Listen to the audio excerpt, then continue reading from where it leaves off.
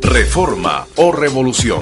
Un espacio de la sección venezolana de la Corriente Marxista Internacional. Lucha de clases. Lucha de clases. ¿Cómo entender la crisis económica en Venezuela?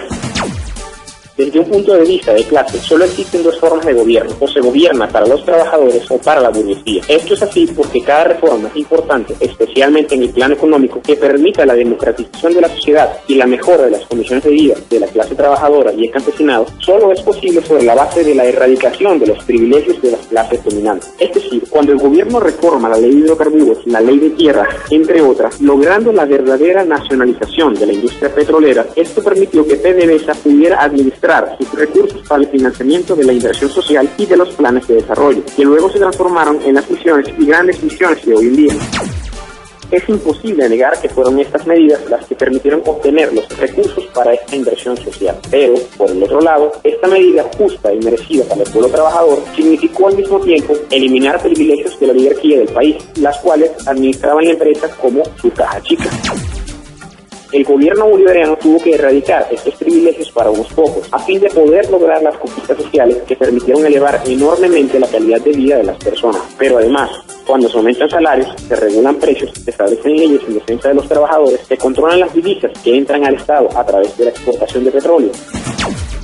Cuando el gobierno bolivariano toma toda una serie de medidas que permiten mejorar la calidad de vida de las masas trabajadoras, al mismo tiempo se golpea con ello, aunque sea por muy poco, la tasa de ganancia de la burguesía y los terratenientes, quienes históricamente han estado acostumbrados a niveles de plusvalía a veces muy por encima del 100%. Si lo contrastamos con el periodo del punto fijismo, donde los gobiernos eran títeres de la oligarquía nacional y del imperialismo estadounidense, en este caso todas las medidas tomadas por estos gobiernos terminaron arruinando a las masas trabajadoras, arrojándolas a la miseria, al desempleo, a la hambruna. Condiciones que terminaron siendo el motor del Caracazo, el cual no fue solo una respuesta a las medidas tomadas por un solo gobierno, con las cuales se dispararon los precios del transporte y de los alimentos, sino de la acumulación de toda esta explotación sobre los hombros de los trabajadores del país durante los 40 años de punto fijismo.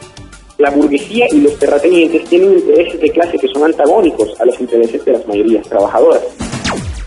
Lo que es bueno para las clases dominantes es malo para los trabajadores y campesinos, y viceversa. Es por esto que cuando el gobierno regula los precios de los rubros de la cesta básica, como alimentos y medicinas, la burguesía deja de producir los bienes regulados y en cambio producen bienes no regulados, que pueden vender al precio que ellos consideran justo para ellos mismos. En concreto, empresarios como Lorenzo Mendoza hacen que Industrias Polar deje de producir la harina de maíz precocida y aumente la producción de la harina con arroz, harina para arepas fritas, entre otras, que son mercancías con precios no regulados. De esta manera, cada regulación que el gobierno ha aplicado para controlar el mercado capitalista ha sido sistemáticamente burlada por la burguesía y los terratenientes. Si se aumentan salarios para mejorar la capacidad de consumo de los trabajadores, ellos aumentan los precios de las mercancías. Si el Estado administra los dólares provenientes del petróleo a través del control de cambio, ellos crean empresas fantasmas para sacar las riquezas del país. Si se mejoran las condiciones de trabajo y se impide que sea tan fácil despedir trabajadores, ellos dejan de contratar nuevos trabajadores y hacen que sus trabajadores actuales asuman todo el trabajo. Es un proceso natural donde la burguesía intenta obtener las mejores tasas de plusvalía y burla cualquier intervención del Estado. Incluso en los pocos casos en que el gobierno puede frenar cada camino verde que toma algún empresario para burlar los controles, sencillamente ellos se declaran en quiebra,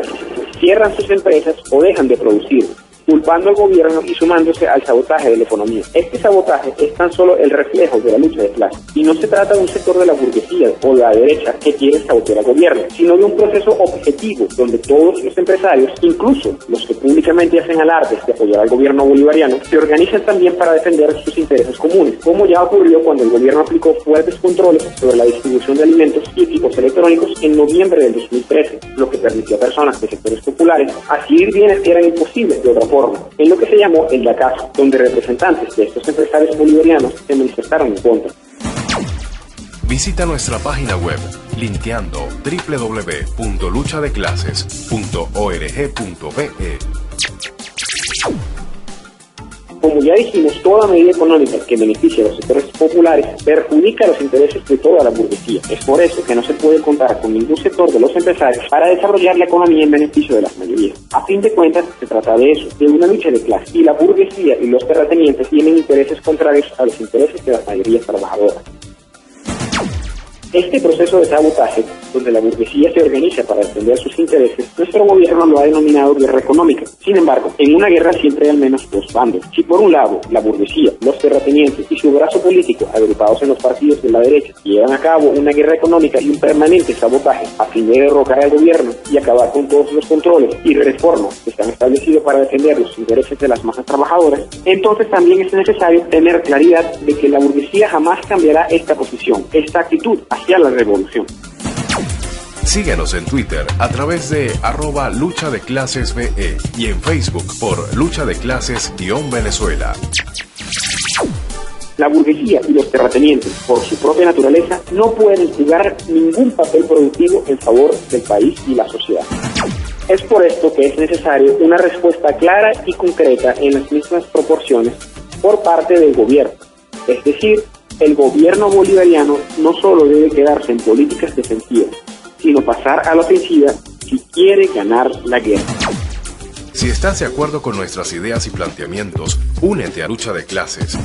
Envíanos tus datos a través del correo electrónico cmi.venezuela@gmail.com.